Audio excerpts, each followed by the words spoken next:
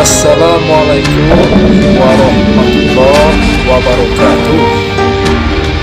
Dalam mempelajari pokok bahasan hari-hari ini, kita akan berusaha untuk memahami yang pertama, pengertian hari akhir. Yang kedua, macam-macam hari kiamat atau hari akhir. Tiga, contoh kiamat sukro. Empat, nama-nama hari akhir. Lima, tanda-tanda hari akhir. Enam, perjalanan kehidupan manusia. Dan yang ketujuh, macam-macam surga dan neraka. Baik, mari langsung saja kita pelajari bersama-sama. Yang pertama, pengertian hari akhir atau hari kiamat. Hari akhir atau hari kiamat adalah hari hancurnya sebagian atau seluruh alam. Macam-macam hari akhir atau hari kiamat. Pertama, kiamat sukro atau kiamat kecil adalah hari hancurnya sebagian alam. Kemudian kiamat kubro atau kiamat besar adalah hari hancurnya keseluruhan alam. Contoh kiamat sukro. Kiamat sukro atau kiamat kecil, yang berarti kehancuran dari sebagian alam, ini bisa dikatakan terjadi setiap hari. Dimana contoh-contohnya misalkan kematian makhluk hidup, ambruknya bangunan, gunung meletus, banjir dan kerusakan yang ditimbulkan, dan masih banyak contoh yang lain lagi. Nama-nama lain dari hari akhir atau hari kiamat. Hari akhir atau hari kiamat mempunyai nama-nama yang lain. Misalnya Yaumuddin, artinya hari yang menguasai hari pembalasan. Yaumul Azim atau hari yang besar. Yaumul Hasaro atau hari penyesalan. Yaumul Hisab, hari perhitungan. Yaumul Jazab atau hari pembalasan. Yaumul Fasl, hari pemisahan. Yaumul Mizan, hari penimbangan amal. Dan Yaumul Ba'ts atau hari kebangkitan. Tanda-tanda kiamat kubro. Ketika kelak akan terjadi hari kiamat kubro, kiamat besar, yaitu kehancuran alam semesta, ini akan didahului oleh datangnya tanda-tanda, yaitu yang pertama, kiamat kubro ditandai dengan keluarnya Dajjal. Yang kedua, keluarnya Imam Mahdi, turunnya Nabi Isa alaihissalam, keluarnya Ya'juj dan Ma'juj, munculnya awan hitam atau duhan, dan terbitnya matahari dari arah barat. Perjalanan hidup manusia. Manusia dalam kehidupannya pada dasarnya mengalami fase-fase kehidupan. Sebenarnya kehidupan fase pertama dari manusia adalah fase kehidupan pada alam ruh. Kemudian setelah berada di alam roh, manusia turun pada alam kandungan, yaitu ketika dia berada dalam kandungan ibundanya. Kemudian dari alam kandungan dia lahir ke dunia, dia hidup di alam dunia. Kemudian setelah hidup di alam dunia dia akan mati.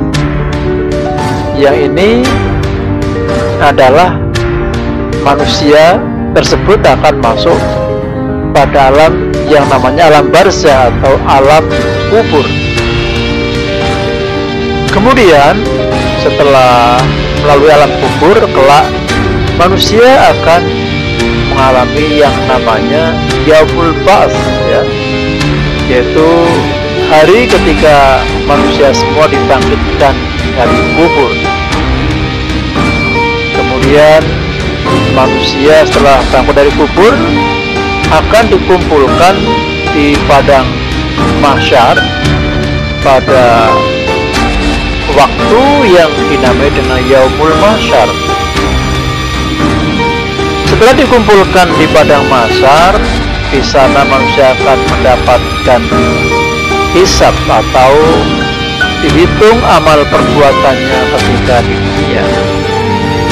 Setelah dihitung, amal manusia juga akan ditimbang dalam waktu yang dinamai dengan yaumul mizan atau hari ditimbang amal perbuatan manusia selama di dunia.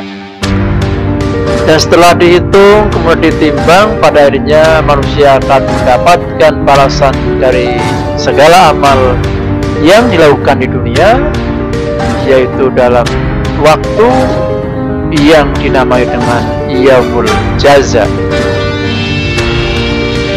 Secara garis besar, balasan amal manusia ketika hidup di dunia ada dua macam, yaitu surga dan neraka.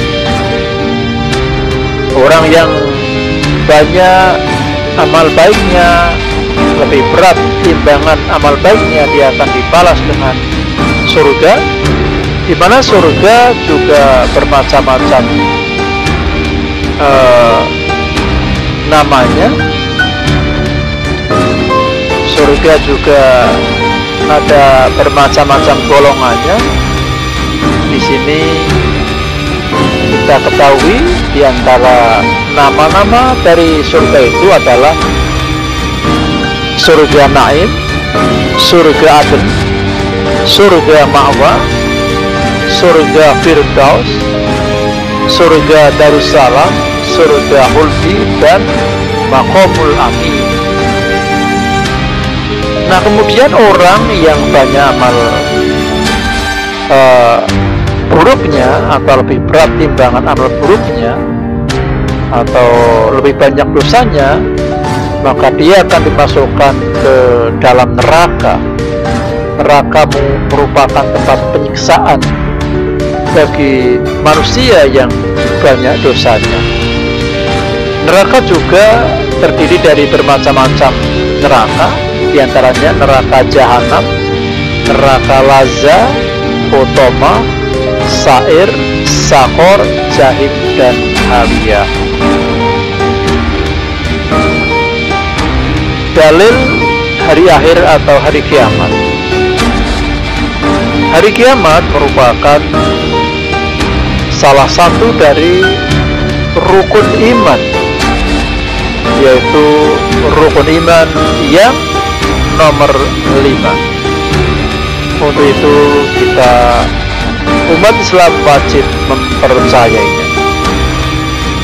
Umat Islam wajib mempercayai akan terjadinya hari kiamat. Selain karena itu sudah merupakan bagian dari rukun iman,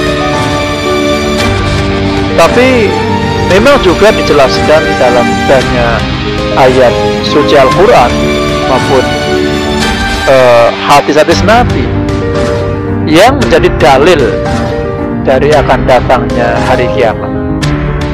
Di antara dalil tentang akan terjadinya hari kiamat adalah sebagaimana dalam surat Al-Hajj ayat 7 yang berbunyi, A'udzubillahi minasyaitonirrajim, Bismillahirrahmanirrahim.